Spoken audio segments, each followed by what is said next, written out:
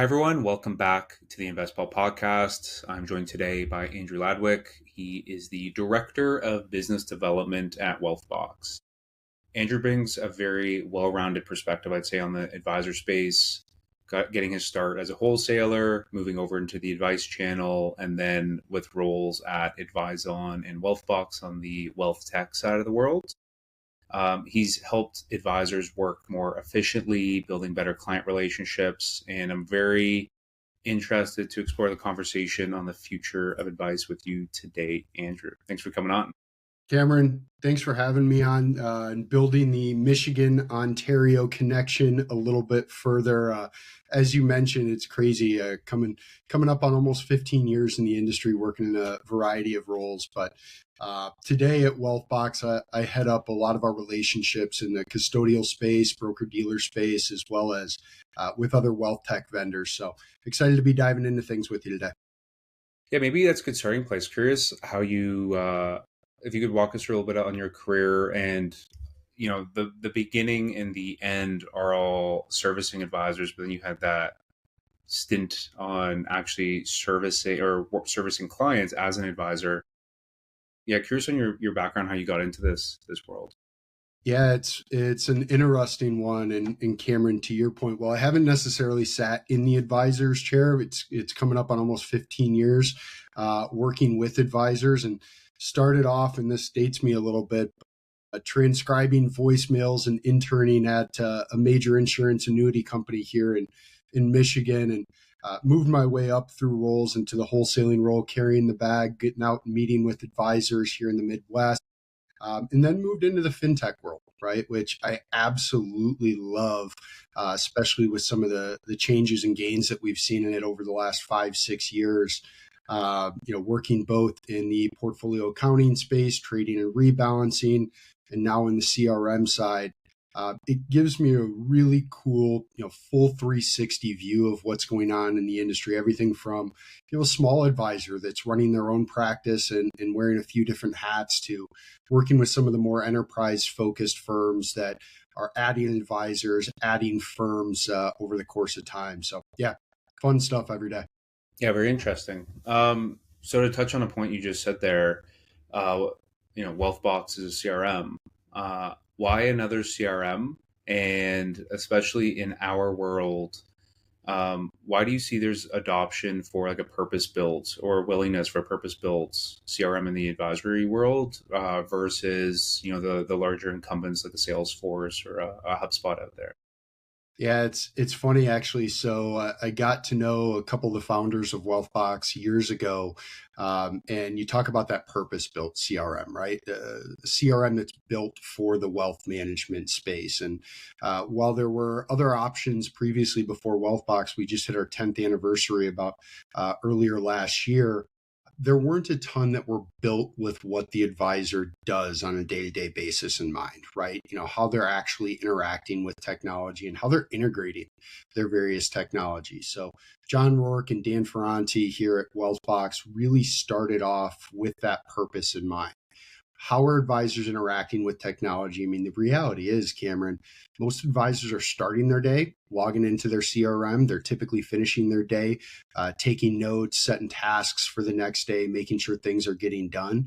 But what does that look like in between, right? Those other 8+ hours of the day. So, where Wealthbox oftentimes fits is, number one, we have incredibly high adoption. I think anytime you look at technology, it's important to look at, okay, you've got a great technology, this look nice, but how much are we actually using it, right? So getting that higher adoption side, having meaningful integrations, right? So, where is an advisor spending their time, eliminating as much of that swivel chair effect, right? That copy and pasting is possible on a daily basis is huge.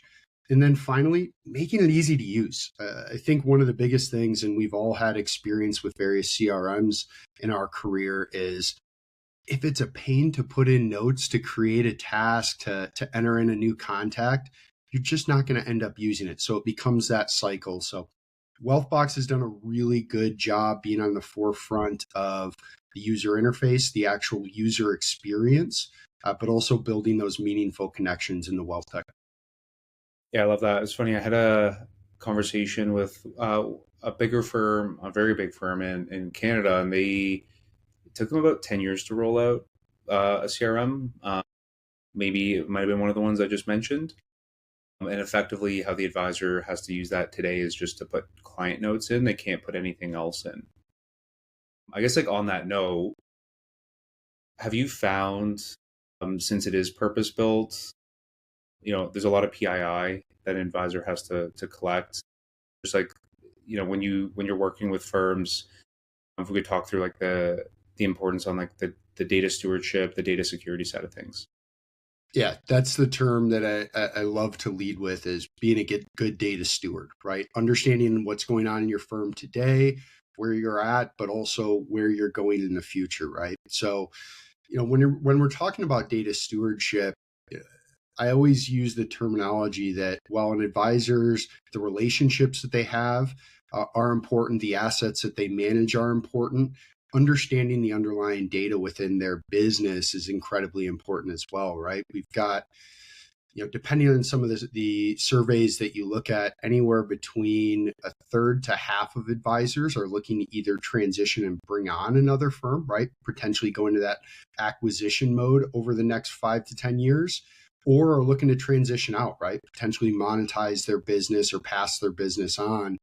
And the CRM is the central nervous system, right? So, on a daily basis, they're tracking not only that PII and understanding client data, but understanding what their centers of influence are, right? Are you working with estate planning attorneys? Are you working with other attorneys or other advisors regionally that it would be helpful to spend more time on? So, understanding some of those key performance indicators, those business metrics, is huge for firms. And, to your point, in my role today, I'm working with a lot of home office folks. I'm working with a lot of consultants as well as firm leaders that they've built this great business, right? And they started off as advisors, and they're now bringing on a lot more aspects of being a business owner, right? And if we take the financial advising side out of it, I think every business today is trying to get better understanding of their metrics, where they're at today, but also where they can grow in the future. And that works the same way in the financial advising world.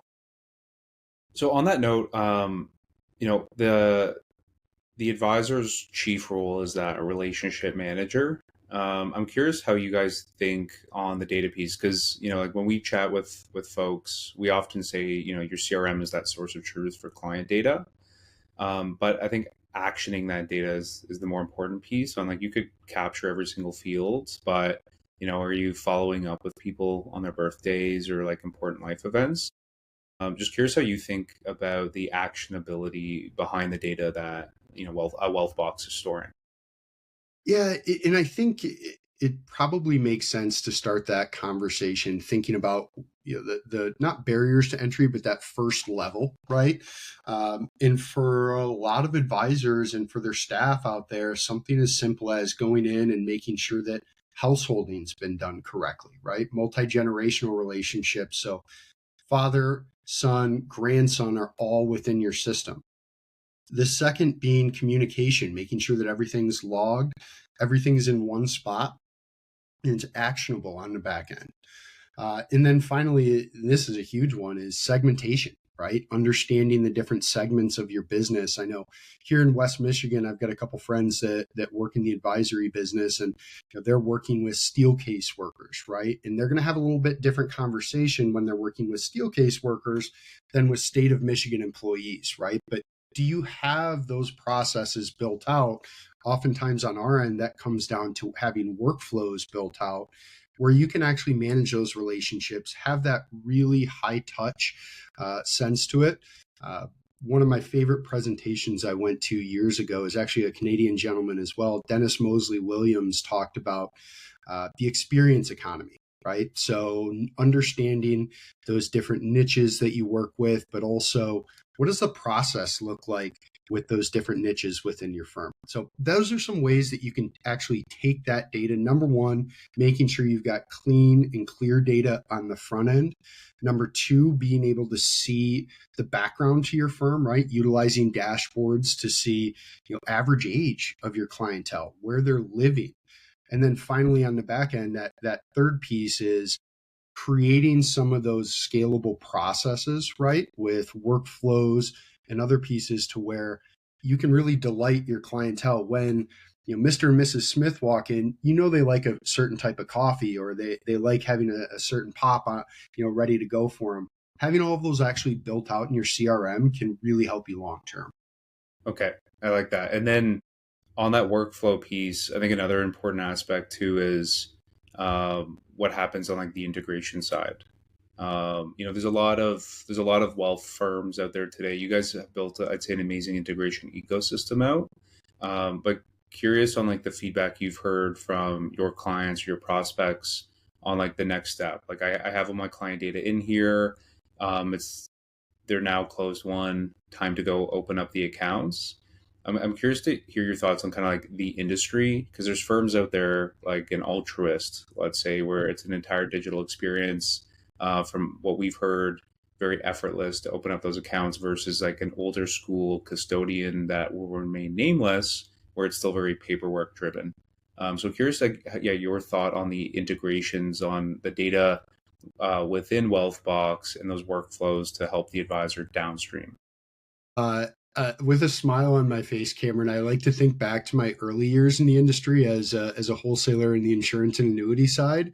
We used to walk in with, remember those physical kits that advisors would get with all of their paperwork, basically just crushing trees out there to create them. You pop that down, you've got to go out, get a signature to sign something, then they've got to send it to a mid office who sends it to a back. It was horrible, right? That process was absolutely terrible. And to your point, we'll leave some states nameless, but they made it really, really difficult to do business, right?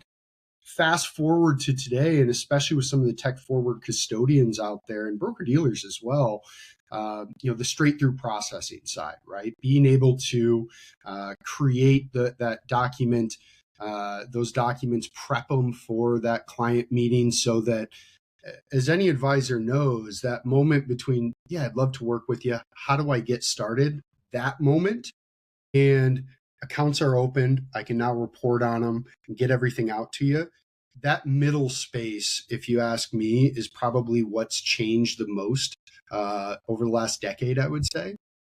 As we look forward, I think a lot of what firms are looking for in the future and advisors are looking for is being able to work within one system and pivot between different applications during the day within one spot. So you brought up Altruist earlier. We've got a fantastic integration for account opening there that makes it incredibly simple. Oh, by the way, once that account's opened, that next day when the advisor comes in, they can see data coming into Wealthbox for those accounts, right? That's the experience that the advisor wants.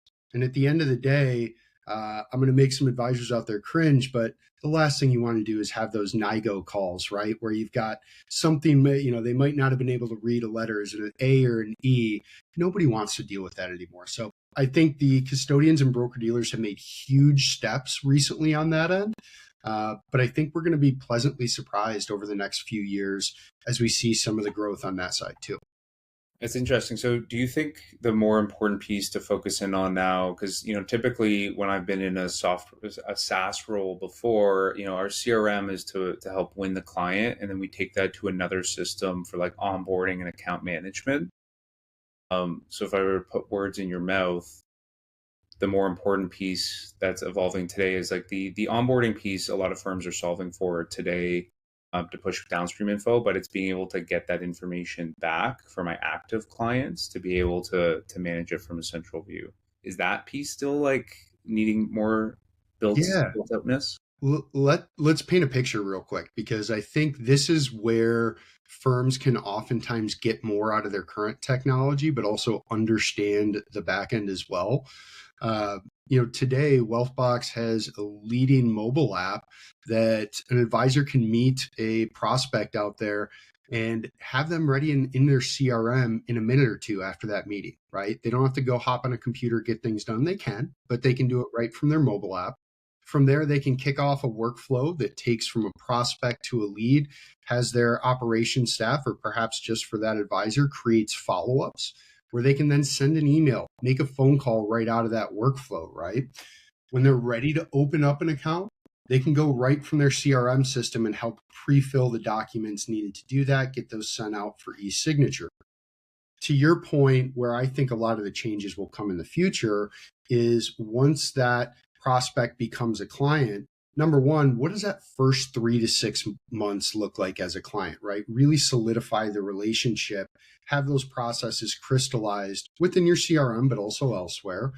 But then as you're prepping for reviews, right, as you're getting those client reports ready to go, their financial planning, taking a deeper dive into their investments, having those built out, those processes within your CRM and with an integration to where I can see that all in one spot is going to be table stakes for firms moving forward. So that first 3 to 6 months as a client, but also making sure you've got the relationship longer term as well.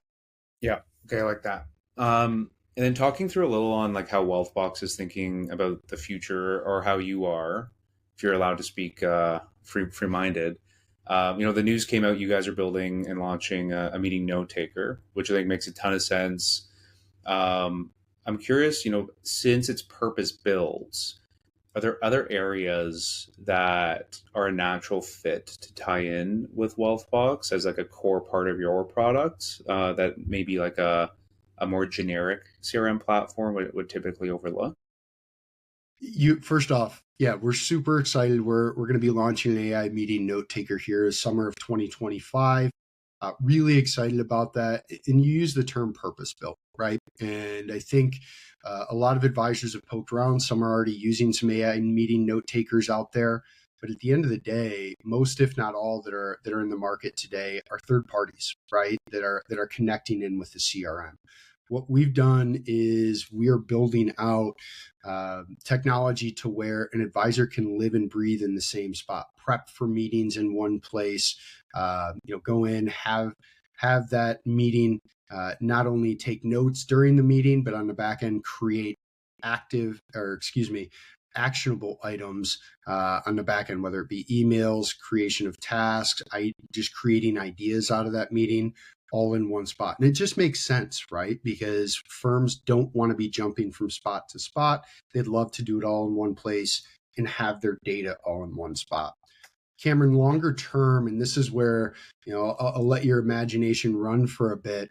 I think some of the capabilities and powers with artificial intelligence are going to help firms get more out of their data, right? So once you've got an AI meeting note taker in place, you're then going to be able to cull back over some of the previous meetings, perhaps find a couple to-dos that have been forgotten or just slightly touched to the side for a moment, and being able to get those more actionable items, but also understanding from a firm background, what are the conversations like that we're having, right? Are we talking about rollovers? Are we talking about college planning?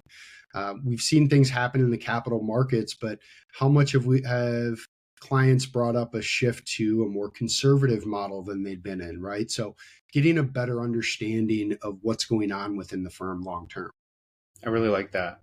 If I were uh, to share some pain that we experienced that maybe your product team could action one day on that follow up piece, I will often drop the ball with my emails where I forget to reply to someone or they haven't replied to me in several days, and Google will like alert me no response in 5 days, but then it goes away. I think that would be a really, because you guys have the embedded email piece within Wealthbox to like remember those follow ups for teams to make. And to say, hey, I met with them 6 months ago. The timing wasn't right to dive into, some more insurance planning with this family at the time. But boy, I should reach back out to them. Right, having some of those actionable items, those light bulb moments, as you're mentioning, that's huge, and that's one of the biggest areas from our side of the feedback that we're getting. When you get those light bulb moments, how can I actually act on Yeah, I like that. Okay, let's switch gears a little bit. The role of an advisor is continually evolving. We're seeing a lot more of a pivot, especially in the U.S. market, towards the financial plan. And some of the folks we've had on previously have mentioned, they're all aware of the role that AI poses, and the way we see it, the investment management piece is something that we're looking to automate for firms. And as such, that advisor becomes more of that relationship manager. Curious what your outlook is for the role of advice over the next few years. And then as a follow up to that, the evolution of what the role the CRM plays for that advisor. Yeah, Cameron, I think back to, when I was still in the product distribution world. This would have been 10, 11 years ago. I remember sitting down and, listening to a presentation that went over how advisors were shifting from, product delivery to advice delivery, right? And that has only gained steam since then. So when I think about where artificial intelligence can help in general technology, right? It's not just artificial intelligence. It's having usable data to use within your firm. So we talked a little bit earlier about kind of that 100 level. What can I do today to get my firm in a better spot? Having good, clean data, having households set up, using tags within your CRM, having those ready to go. But once you've got those in place, creating workflows, creating task templates on the back end to actually take advantage of that data that you've got. I think what we'll see from a ground floor level with advisors, and I think we've seen this already to a certain degree. Cameron, as we were both growing up, I'm sure we saw that the financial advisor world was so much of these, big offices, right, with a ton of advisors in them, and you wanted this brick and mortar location to work with. Well, today, an advisor, perhaps working out of their own office or their home, can deliver much of the same quality of advice and relationship that somebody needed to be in that brick and mortar side. So things have flattened from that standpoint, right? Now, on the other side, what some of the larger firms out there today are doing is getting better with their data, right? So when we bring on, let's say we're a growing firm, let's say we're bringing on new advisors, we're recruiting on new advisors.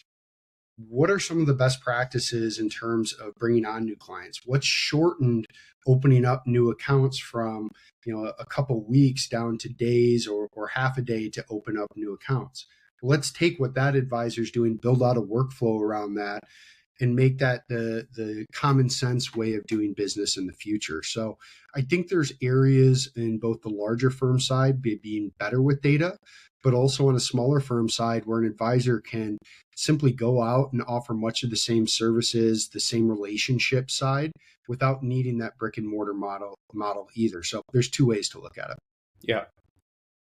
Well, Andrew, we'll put a pin in the conversation. Very interesting just to hear about how you're thinking about it, the success that obviously Wealthbox has been having in the market. If anyone's interested in, they're not already a Wealthbox customer, but interested in learning more, what's the best way they can connect with you? Yeah, there's a couple ways. So first things first, our team has worked really hard over the past couple years.